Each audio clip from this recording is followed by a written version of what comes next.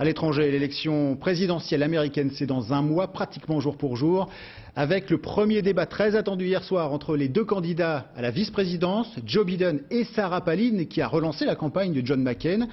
Présentée parfois comme une novice et critiquée lors de ses dernières interviews, comment s'est-elle comportée face à l'expérimenté colistier de Barack Obama? Régis Nussbaum.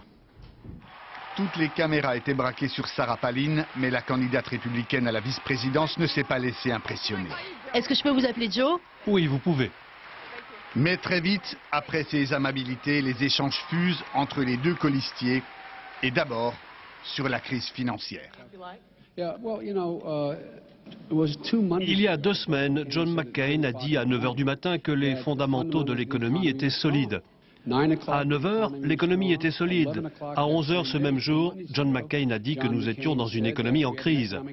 Ça ne veut pas dire que John McCain est un mauvais gars, mais ça montre qu'il n'est plus en contact avec la réalité.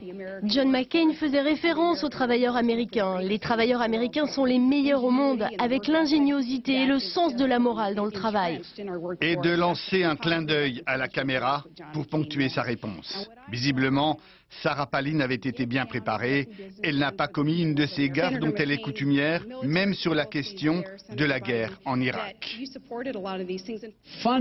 La différence fondamentale entre nous, nous allons mettre fin à cette guerre.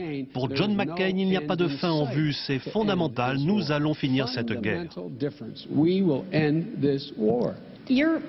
Votre plan est un drapeau blanc de la défaite en Irak. Et ce n'est pas ce que les troupes ont besoin d'entendre aujourd'hui, c'est sûr.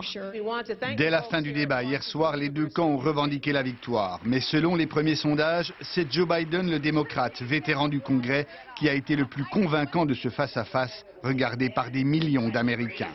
Un débat qui ne devrait pas changer la tendance, qui donne toujours Barack Obama largement favori devant John McCain.